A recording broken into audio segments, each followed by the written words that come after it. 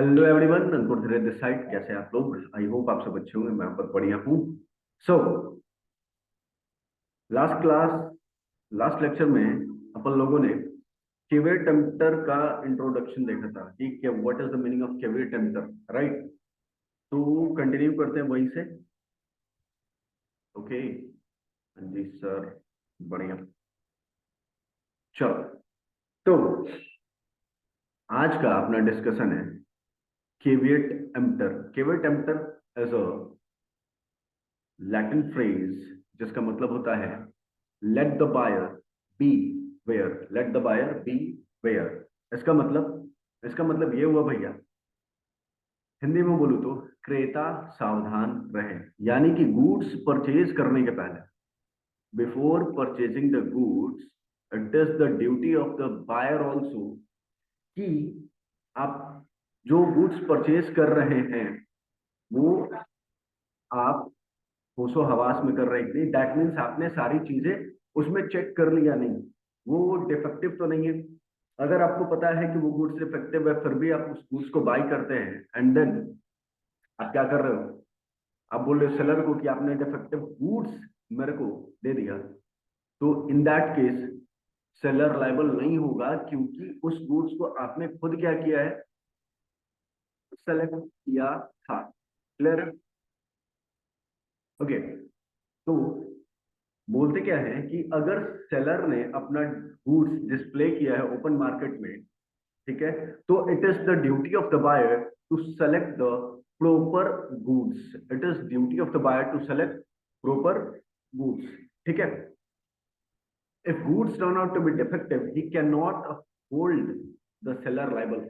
बोला जा रहा है कि अगर गुड्स डिफेक्टिव निकल गया बायर के सिलेक्शन के बावजूद भी, तो इसके लिए सेलर जो है वो क्या होगा? लायबल नहीं होगा। ठीक है। यानी कि केवे टेम्पटर कॉन्सेप्ट क्या बोल रहा है? केवे टेम्पटर कॉन्सेप्ट बोलता है कि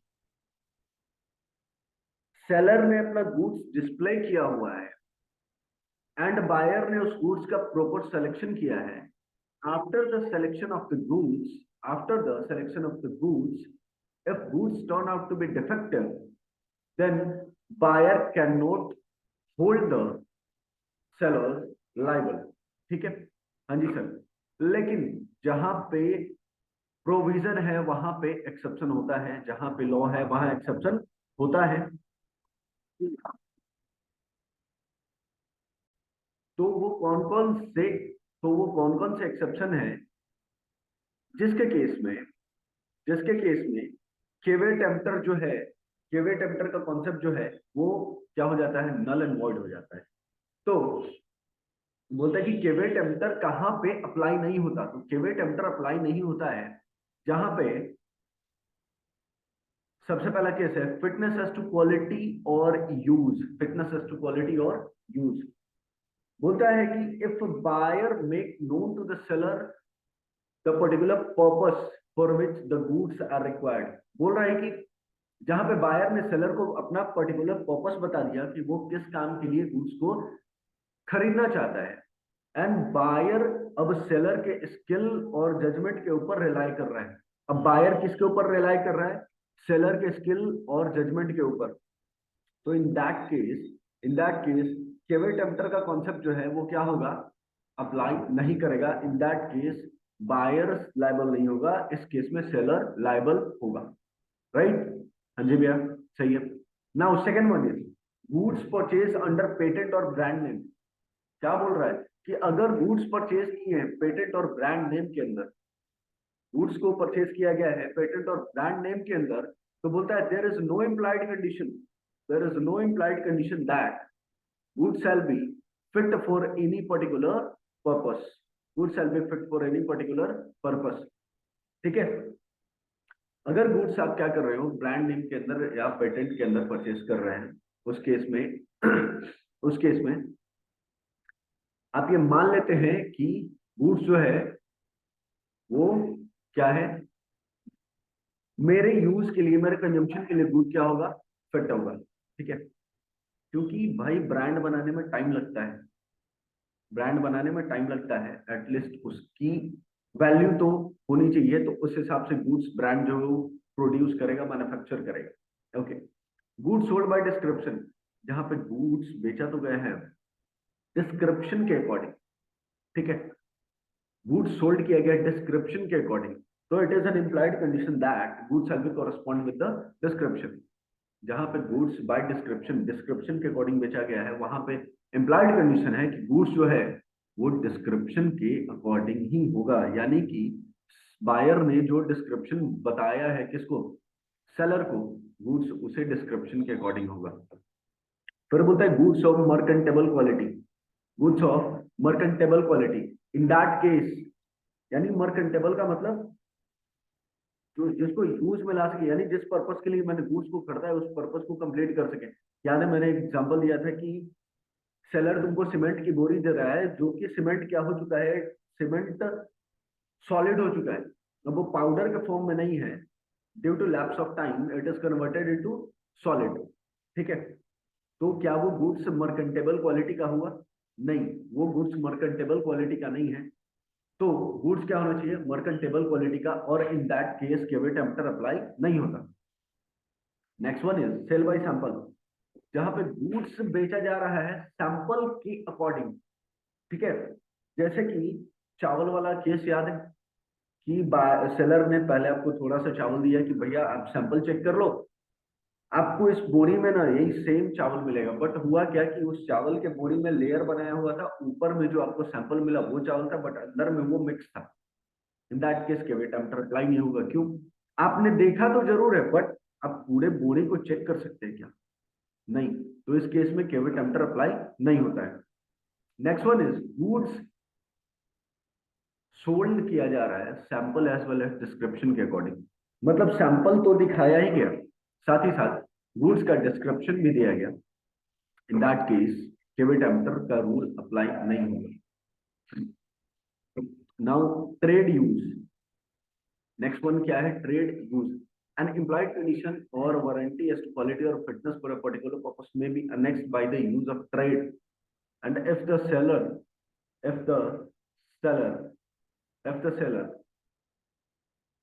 deviate from that, the rule of केवे टेम्परेचर is not applicable। बोलता है ट्रेड यूजेस, मतलब आप जो गुड्स बेच रहे हैं वो एक कस्टम के अकॉर्डिंग बेच रहे होंगे ना, आप किसी को एक्सपायर्ड मेडिसिन नहीं खिला सकते ना। वाई? क्योंकि उससे क्या होगा, सामने वाले को लॉस हो सकता है, सामने वाला सफर कर सकता है। तो इन दैट केस आप के ऊपर केवे टेम्परेचर अप्लाई नहीं होता है, क्योंकि आपने जो गुड्स बेचा है वो गुड्स क्या था, ट्रेड यूज में तो है, बट वो goods expired. In that case caveat emptor apply नहीं होता। Now seller actively conceals a defect or is guilty of fraud। अब 8वां नंबर में क्या बोल रहे हैं, सेलर ने जानबूझ के चीजों को छुपाया, ठीक है, सेलर ने जानबूझ के चीजों को छुपाई, यानी गुड्स की कमियों को छुपाया, खामियों को छुपाया। इन दैट केस, यानी कि उसने मिस रिप्रेजेंट किया, इन that case caveat emptor apply नहीं होगा। अब हुआ क्या, मान लो कि सेलर ने तुम्हें एक घोड़ा बेचा, हॉर्स, ठीक है, सेलर को पता था कि ये घोड़ा पागल है, आप तो सेलर के ऊपर रिलाई करके ही घोड़ा परचेज किए होगे, हाँ जी भैया सेलर के ऊपर ही रिलाई करके मैं घोड़ा लूंगा, बट आने के बाद पहले तो आप घोड़े पे चढ़ के आ रहे थे, फिर थोड़ी देर बाद घोड़े ने आपके ऊपर चढ़ गया। इन दैट केस क्या होगा, आपको लॉस होगा, हाँ जी लॉस होगा, आप सफर करोगे, हाँ जी सफर करोगे। सो इन दैट केस क्या होगा, केवे टेम्परेचर का रूल अप्लाई नहीं होगा, ठीक है। तो ये 8 एक्सेप्शन है जिसमें केवे टेम्परेचर अप्लाई नहीं होता है। तो सबसे पहले मेरे को बताओ what is the meaning of caveat emptor. Caveat emptor का मतलब होता है let the buyer be aware, जहां पे सेलर ने गुड्स डिस्प्ले किया हुआ है एंड ये बायर की ड्यूटी है कि वो प्रॉपर सिलेक्शन और चॉइस करे गुड्स का। प्रॉपर सिलेक्शन एंड चॉइस मिलने के बाद भी अगर goods turn out to be defective then he can not hold a seller liable, ठीक है, यानी कि सेलर की रिस्पॉन्सिबिलिटी नहीं होगी। बट एक्सेप्शन है 8 जहां पे केवे टेम्परेचर अप्लाई नहीं होगा। सबसे पहला फिटनेस, क्वालिटी और यूज, ठीक है। आप जो गुड्स ले रहे हैं उसका क्वालिटी बढ़िया होना चाहिए एंड वो फिट फॉर ह्यूमन कंजम्पशन होना चाहिए। Now goods purchase under patent और ब्रांड नेम के अंदर ये, ठीक है, पेटेंट और ब्रांड नेम के अंदर ये एक्सप्रेस है कि गुड्स जो परचेज हुआ है वो गुड्स सही होगा।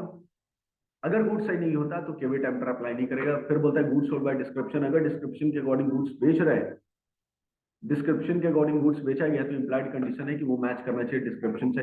मर्केंटेबल quality, next one is merchantable quality का मतलब होता है कि वो यूज लायक होना चाहिए, यूज करने लायक होना चाहिए, ये भी इंप्लाइड कंडीशन है।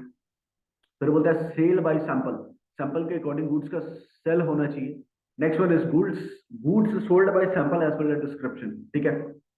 सैंपल मैंने चेक कर लिया, फिर सैंपल मैंने दिखा दिया और डिस्क्रिप्शन भी बता दिया, बट अगर वो सैंपल और डिस्क्रिप्शन से डेविएट होता है तो उस केस में केवी टेम्पर अप्लाई होगा। Now trade use, trade use का मतलब कि जो डे टू डे क्या है, डे टू डे लाइफ में एप्लीकेबल है, जो कि उसी काम के लिए बेचा जाता है। जैसे सीमेंट का काम क्या है, सीमेंट का काम है ईंट जोड़ना, ईंट जोड़ने के लिए सीमेंट का यूज करते हैं।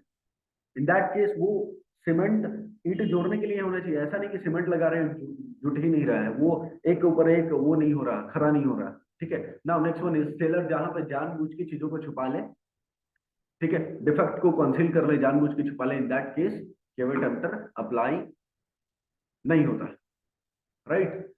तो ये 8 एक्सेप्शन थे केवी टेम्पर के, और केवी टेम्पर अपना यहाँ पे खत्म हो गया, और ये कंडीशन एंड वारंटी वाला चैप्टर भी खत्म हो गया। सो नेक्स्ट वीडियो में मिलेंगे अपन लोग, तो कुछ और चीजें जानेंगे, तब तक के लिए tata bye bye, see you in the next video guys.